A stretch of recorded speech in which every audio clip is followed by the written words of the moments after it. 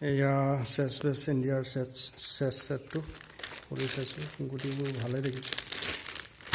এইটো ৱেট আছে বাৰু, ৱেট মানে আধা কেজি 1 কিলো ৱেট গুটি দুটাৰ, তাত মানে ডেছক্ৰিপশ্যন আছিলে বাৰু। তাৰপাছত কুইন দুটা এক্সট্ৰাকৈ দিছে নেকি, খুলি চাওঁ ৰ। ব্লেক পিচ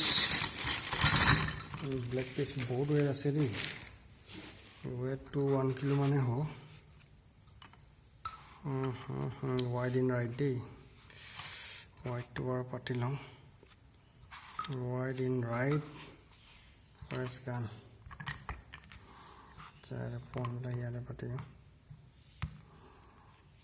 বিশ্বপ ৰুক পন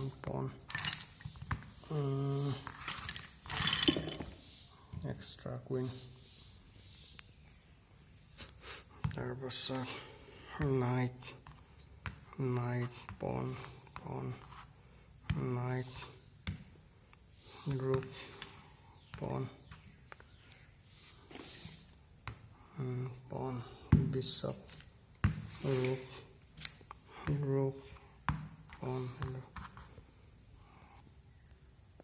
এয়া বৰ্ডটো ছেট আপ কৰিলোঁ, বহুত ডাঙৰ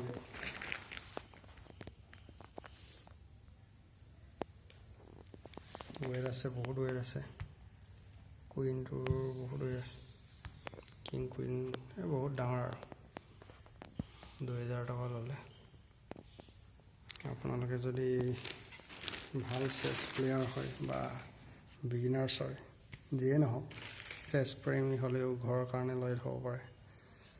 এনেকুৱা ভাল প্ৰডাক্ট এটা কম দামত পাইছে 2000 টকাত, নহ'লে আদাৰ্ছ কোম্পানী বহুত দামত দিয়ে কিন্তু মানে প্ৰডাক্ট ভাল নহয়।